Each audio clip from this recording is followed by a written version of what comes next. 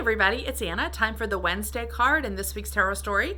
Today we have the Ten of Swords, which I think showed up for us last week as well. So as I mentioned then, the number 10 is about completion, and swords are connected to the mind. So they're about ideas, beliefs, and paradigms. So when this card shows up, it tells us we have completed the work of the mind, which is the release of old structures and old paradigms. If you look at the swords trajectory, it's all about getting the mind free from something which is old, something which is restrictive or that we've outgrown, getting the mind to just release that until it's ready for the new thing.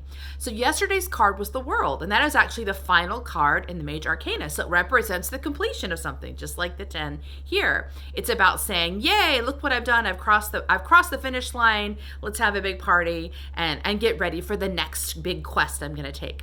So when this card shows up, it's also affirming to the mind that it has completed its work. That means the mind has successfully lightened its load, it's successfully chosen faith over fear, and now it's navigated to this point of complete release, which is what the guy laying flat on his face is. Looks like death, but it's really an image of complete release.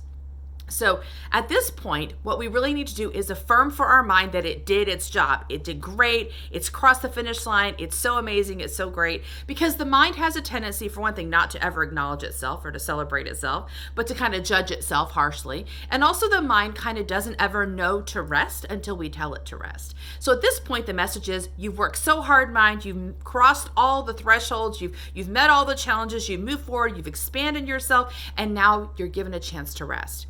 In this image, we have the sea that the man is laying beside, and the sea represents intuition.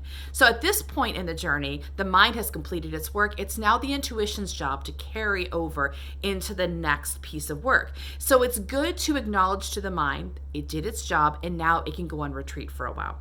Otherwise, the mind will start worrying and agonizing over what it should do next and kind of run itself ragged. The mind will chase its own tail forever as long as you allow it to. So at this point, we need to intervene for the mind, reassure it that it's done a really good job, thank it for its job, and then put it on vacation for a while. There will definitely be a time when we engage the mind again, but right now we're going to float on the sea of intuition and allow the new thing to arise. And that's not the mind's job. So that's today's card. I'll see you tomorrow for our next one. Bye.